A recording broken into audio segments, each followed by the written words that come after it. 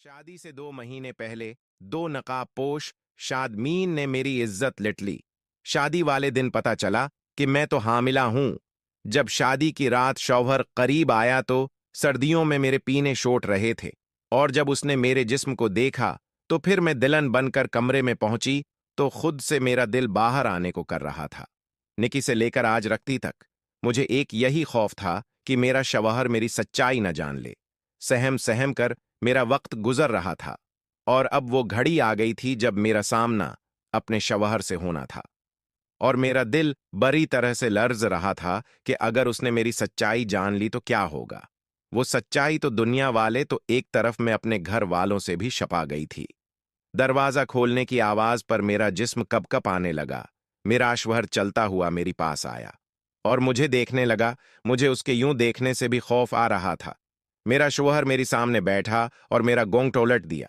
मैं उस वक्त बाकी दुल्हानों की तरह शर्माने के बजाय खौफ से कपकप आ रही थी। मेरा शौहर मेरी तारीफ करने लगा और मेरा दिमाग माउंसवा रहा था। हालांकि मेरे शौहर ने मुझे पहले भी देखा हुआ था। हमारा निकाह शादी से 3 माह पहले ही हो चुका था। बस अरकस्ती 3 ही हो गई थी। माह बाद दाए पाई गई थी। कि के वक्त मेरे दिल में भी बाकी लड़कियों की तरह बाहत से अरमान थे, और मैं शर्माई हुई सी सबकी चीट चार सुनती रही थी। अपने शौहर की मैंने तब बस एक ही झलक देखी थी और मेरा दिल धड़क रहा था।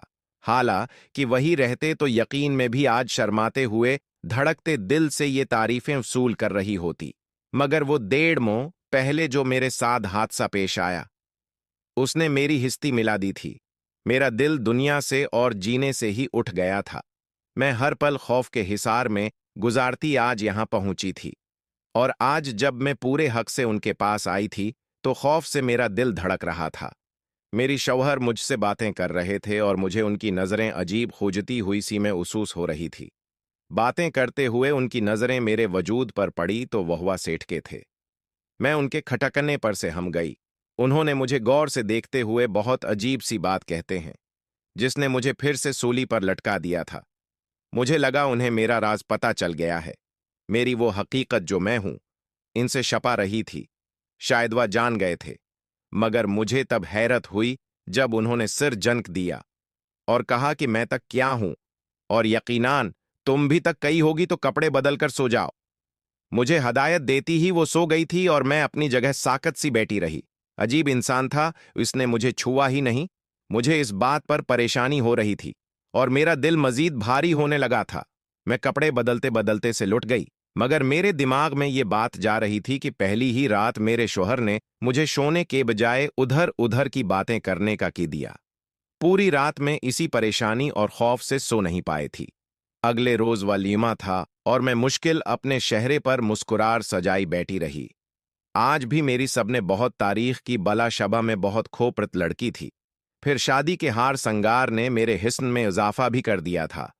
मुझे यकीन है कि मेरे हिस्न में इजाफा है था। आज मेरे शौहर मुझे देखकर खुद को हक जताने से बाज नहीं रख पाएंगे।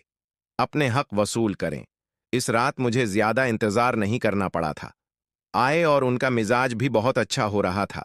मुझे थोड़ा बहुत डर भी लग रहा था, मगर मैं मुंतजर भी थी।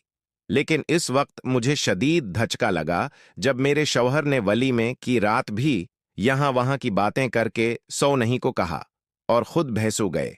मैं सदे में गहरी बैठी थी। क्या मुझ में इतनी कशिश भी नहीं थी कि मेरा शौहर मेरी तरह मजवत मतवज्जा होता? मेरे दिल बर्री तरह डूब रहा था। मेरी हालत अजीब से होने लगी। पहले ही मेरे असबाब पर खूब सवार था कि कहीं मेरे शौहर पर मेरी हकीकत न खोल जाए। ऊपर से मेरे शौहर का अजीब रवैया मुझे बहगलमत में मुब्तला कर रहा था। और फिर इसी पर बस नहीं हुआ था। मेरे शौहर बहुत अच्छे इंसान थे, इससे बहुत प्यार से पेश आते, मगर उन्होंने पूरा महीना गुजार दिया लेकिन कोई रिश्ते की बिनाद नहीं रखी थे। मेरी नफ्सियात पर बहुत गहरा असर पड़ रहा था। मुझे फिर से अपने साथ हुए हादसे के बड़े ख्वाब रातों को जगाने लगे थे। मेरी हालत दिन बदन बिगड़ती जा रही थी। मैं हर वक्त दारी रहती थी।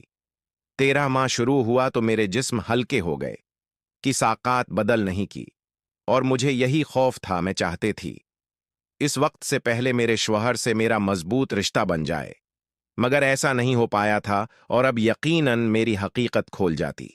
मैं मसलसल जहनी दबाव में रहने की वजह से मेरी हालत खराब हो रही थी। एक दिन मेरी तबीयत बहुत ज्यादा बगड़ी, तो मेरे शौहर मुझे डॉक्टर के पास लेके। डॉक्टर ने मेरा चेकअप किया कि वही कहा जिसका मुझे खौफ था। वो बोल रहे थे कि मैं मामुझ से खत्म कर लेते हैं सारी ताल्लुकात। कोई भी गैरतमंद इंसान यही करता।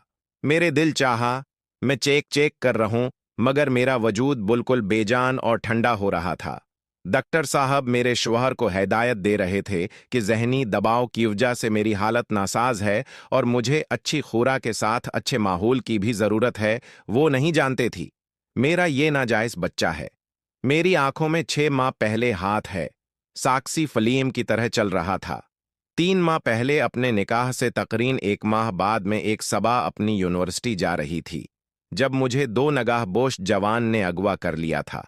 मैं इस वक्त एक कदर सनसान जगह पर दी, इसलिए मेरी चीख व पुकार से भी कोई फायदा नहीं हुआ था, और वो लिखे वही करीबी किसी जगह ले जाकर मेरी हैबी का फायदा उठाते ही मेरी इज्जत लौटने लगे थे। मैंने बहुत फरियाद की, मैंने बहुत वास्ते दिए, मगर वो बहरे हो चुके थे। मैं चेक चेक कर रोना चाहती थी, मगर मेरी आवाज दबाई गई थी। मैं कुछ भी नहीं देख पाए थी, न ही मैं ज्यादा कुछ